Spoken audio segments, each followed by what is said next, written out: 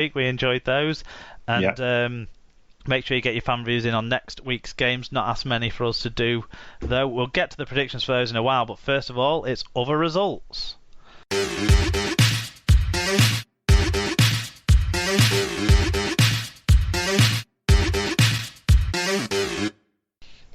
Other results then. And that means NRL Round 14 down under. We started on Thursday night with a game did we see this one on Sky? We did see this one on Sky. It was the Roosters 6, the Storm 24, and boy oh boy, Ryan Hall sat watching on from the sidelines as his replacement scored a try on debut. Of course they did. Relentless Storm though. Yeah, this was a bit of a damp squib. The Roosters might be the best team that you've ever seen in the league to finish fourth. At times they're unplayable, but at other times they've had some disappointing results this year, and I think they might even finish fourth this year. Yeah, picked up a couple of injuries. They are doing it a little bit with injuries, aren't they? I suppose it's sort of fair to say. I mean, Drew Hutchinson, is that the same guy who was at Lee? Like the year that they didn't come back up? Oh, I don't know. Or the year that... Yeah, anyway, I think he was. But the Storm were missing Cameron Smith and Cameron Munster. It's pretty impressive for them to win by that clear a margin in that circumstance, do you not think? Scarily efficient, as always. Warriors 12, Panthers 18. This one was closer than people might have expected, with the league leaders coming out on top in the end. The headline from this was off the field, unfortunately. It just highlights how we still need to take racism as a serious thing within our sport, with the absolute knucklehead, clown shoe, idiot people thinking they were funny and then not being really, wasn't it? Kind of a case of that. And then being surprised when they were kicked out of the ground for it. The racism directed towards Brent Nadin, the outside back from the Panthers. We don't want to see that in our sport. No, I think you've explained that very well. Eels Dragons. Wow. So the Parramatta Eels, who were leading the way massively earlier on in the competition, and the St George Illawarra Dragons, who were down by the bottom, they've sacked their coach this week. They gave him one last game in charge, and his players turned up for him. 14-12 to the Dragons. Remarkable. Yeah.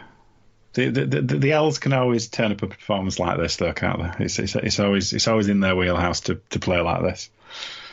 Yeah, but this was bonkers. The fact that the Dragons could do this after the coach was sacked. The fact that he got one more game, it didn't make sense. I'm trying to get my head around the news all week. But yeah, well done to the Dragons. The Sharks 30, the Titans 18 was the early game on Saturday. We didn't get to see this on Sky Sports in this country, but we got to see the sort of fallout from the big moment in this game, which is the biting allegation. Yes.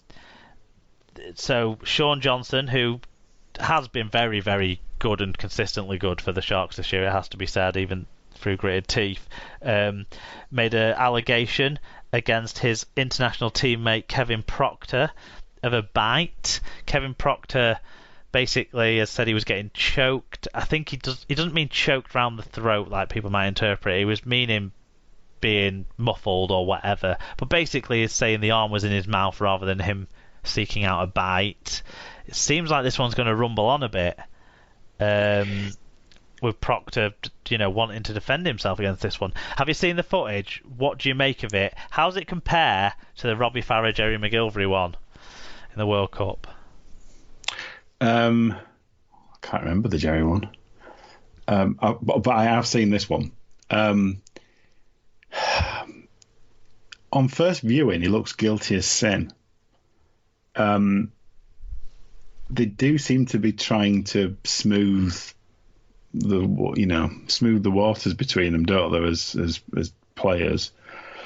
But apparently there was like a clear mark. So to me, I think it's a reaction based on the fact that he did feel that he was being his breathing was being impeded. But yeah, you can't go biting people or even going anywhere near that. So it's messy, basically. It looks like the arm was definitely across the mouth, but it didn't look like the arm was being shoved into the mouth to me. It was more across it, if you get what I mean. It doesn't look like the Farah one on McGilvery. I think Farah kind of tensed in, like made a stranglehold. I don't think this was like that. So I'd be edging more towards Proctor being guilty. I mean, McGilvery was banned, weren't he, in the World Cup for a game or two? But so yeah, it is a hard one when the arm's in the mouth. But I think there was an opportunity for him to move his mouth away from the arm. I know that might sound stupid, but I do think that he could. So yeah. Not got much sympathy on this one for either of them, to be honest. No. If you're not going to make a play about it, why try and get the guy sent off in the first place? As well. It seems like a lot of this is in the heat of the battle, isn't it? That they've kind of just they've thought about it afterwards and kind of both calmed down a bit. And I think they're both trying to downplay it now. The trouble is the complaint's being made, and they can't just sweep it under the carpet. So it'll have to go before the judiciary, and they'll have to make a judgment. Yep. Adam Reynolds to the Reynolds to the rescue for the Rabbitohs. It was Cowboys 30, the Rabbitohs 31. Tom Burgess 119 metres, down on his normal efforts this week, but his side still came out triumphant. I only saw the drop goal from this one, so not got much else to say other than Reynolds is still the most clutch kicker in the competition. Yeah. Then the main event on Saturday was the Raiders versus the Broncos. I know not many Broncos games are the main events, but this was the main event for us because it had 5 of our men out there playing across the park. So it was the Raiders 36, the Broncos 8. It was an absolutely dominant second half from the Raiders. In terms of the stats, Williams with a try, 2 try assists, Bateman with a try and a try assist, 143 metres, Sutton with 103 metres, Whitehead played as well, didn't get on the score sheet, but Herbie Farnworth did for the Broncos with a try. Great battling try from young Herbie, who I don't know if we clarified this week. We did get word though, didn't we, that it was in fact true that he basically went pursuing an NRL career. His uncle took him over in a school holidays to find a team to play for when he was 15 or 16, and the NRL dream was ignited. Obviously by that point his Manchester United dream must have ended, otherwise why would he have done it? But he's making a great success of himself in a side that is not making a great success of themselves. Yeah, he's definitely one of the few bright sparks in a terrible Broncos side. A young Broncos side, it has to be said, which is, you know, there's some fairness there. We don't class Ben Teo as English when it comes to rugby league, just if anyone's wondering. No. But Brendan Loftus did get in touch and said, a dominant second half by Canberra. Some great rugby played with English blokes at the fore again. But for me, they're a different side with Corey Harrower and Ara. That's Charles Nickel Clogstad. Charles Nickel Clogstad. Sorry, I'm mixing up my acronyms. Fit and firing. Building some momentum with Bateman back and Williams getting more confident with each game. He's already a much better player than he was at Wigan. I think that's just a dig, but go on. If it is, then it works because it's annoyed me. I think Williams is fantastic and he's playing brilliantly well, and you can see that in lots of things he does. And the Raiders look a better team when he touches the ball more, and in this game he touched the ball more. Great short kicking it felt game like on display again. Great support running play skills on display again. Bateman was fantastic as well in this game. Those two were kind of the axis on which the second half was built.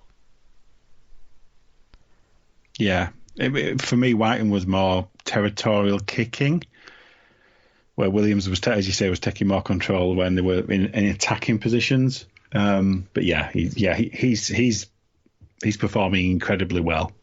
He's doing what he needs to do. Whiten's got the more powerful leg, so it makes sense that he does more of the longer kicking, when they're in good position and good platform and stuff. But to do that, just in general play, I see Williams getting into first receiver more on both sides of the ruck now, rather than just sticking to a side, and that's what this Raiders side needs to do to be performing well. without Hodgson calling the shots at dummy half. So I think he's playing fantastic, and if people want to think he's playing better than when he was at Wigan, I think he's just being as much the standout player, but in a competition that's got more better players around him. Is the way I'd see it. But I've never been one to step back from giving praise to George Williams, even if I've said there's things he needs to work on in his game, and I'm sure undoubtedly there still is. The guy is the most talented player that I've seen come through at Wigan in my time being a season ticket holder there. He's the most complete talent, and that includes Tompkins and other players of that ilk. Williams is the best for me. He's certainly showing it. You can't deny that. Into Sunday, it was the Knights 26, the Sea Eagles 24, and I watched this one and I don't remember it, and it was only yesterday morning. I only watched the second half because of the blooming Sky Sports 5 a.m. cut-off thing, but it was very seesawy, and the Knights were kind of fortunate to get the win here because the Sea Eagles were hamstrung by injuries. They had in-game injuries and stuff like that. But yeah, the Knights needed this win because it was kind of crucial for their standings in the league. Yeah, I mean, the Knights 3/4 line was not their first choice. No. Fair to say, just as much as the Eagles wasn't. Brendan Elliott going off in the game, and that looks serious. So they'll be on their third fullback now. That's going to be a problem. Cade Cust scored a wonderful try to start this game for the Sea Eagles, and actually the Sea Eagles went up quite quickly. So now I'm looking at the scoring sequence and stuff. I remember this a bit. It's like something like 12-0, then it went 14-12 and 16. It went to 20-12. It really swung around. This was the demonstration of what momentum does, but when you've got in the modern sort of six again era, but when you've got two teams that are up to full fitness, as it were, in inverted commas, playing at the same level of fitness and stuff and preparation and stuff. This is what we would hope to see more of than some of the one-sided scores we've seen so far with the momentum. When teams get on momentum in Super League, in the NRL, they've got past that point, haven't they? So yes, teams have adapted. So that you do get the seesaw situation a bit more. Kalen Ponga, every time that I start to think is overrated, he goes out and does something amazing in a game. Like, he was just another player for so much of this game, and then he pops up and sets up a try towards the end where you're like, oh, I need to stop thinking that again now because he looked amazing there again. I can't help it with him. I can't help but not want him to be as good as he's ultimately is. Just because, I don't know, he drifts in and out of games too much still for me for the sort of level he gets paid and stuff. But yeah. And the Knights had injuries in this game as well. Daniel Saifiti got hurt, didn't he? But you don't notice because his brother comes on and looks just the same. Exactly. But no, these are two teams that are, as you said, they're busted with injuries, both before the game and during the game. But yeah, I think the fact that this went the way that it did kind of tells us something about where their seasons are probably heading. And if we're talking about names like we were earlier, there's some in this Knights list that are just something else. I mean, Phoenix Crossland, that's pretty exciting, isn't it? I'm on board with that. I'm not even going to try and pronounce some of the other ones. The centre, Shibasaki, what's his first name? I can't pronounce that. No, it just shows how crap our tongue is. We're just not, our kind of, our style of speaking is not attuned to that style, I would say, in our defence. But I don't know. I don't know. It's like he's got a Turkish first name, a Japanese last name.